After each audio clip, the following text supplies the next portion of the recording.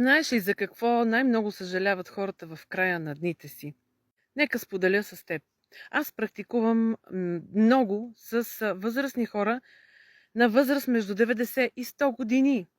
И винаги, това ми е работата, с тях ги питам за какво съжалявате най-много в живота си и кое ви направи най-много щастливи.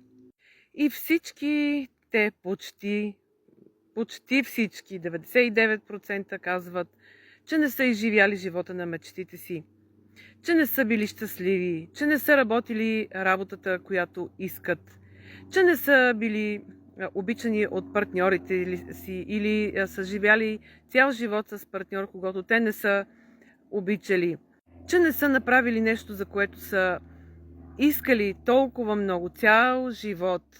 А скоро дори, например, една възрастна дама на 94 години ми сподели, когато я попитах за какво най-много съжаляваш в живота си, тя първо каза, нищо не мисли, не се сети нищо. И аз тогава и казах, ти си един щастлив човек, няма за какво да съжаляваш. И само след една минутка тя ми каза, чакай, сетих се за нещо. Вижте какво сподели. Съжалявам, че цял живот търпях свекървата ми да ме обижда и да говори лошо против мене. Виждате ли какво е таяла в живота си? Цял живот е живяла с сина й и с нея и какво е търпяла. И още много други неща тези хора ми споделят. А когато ги попитам какво ви направи най-много щастливи, мисленето обикновено отнема време. Затова замисли се добре. Чий живот живееш?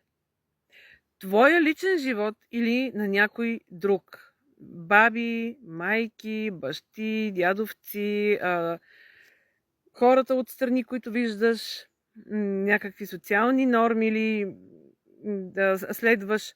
Замисли се добре.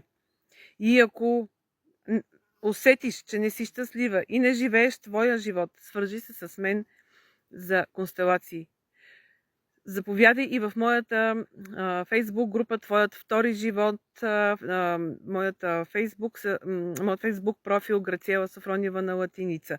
Заповядай там и включи се в нашата Viber общност, на YouTube канала ми, заповядай, свържи се с мен някъде в линка около видеото, тук в био или отдолу под видеото е линка и за моята констелационна 4P програма, която ще промени живота ти. Промяната ще бъде завинаги, за това започни сега и не забравяй, щастието носи твоето име и живота не чака. Чакам те.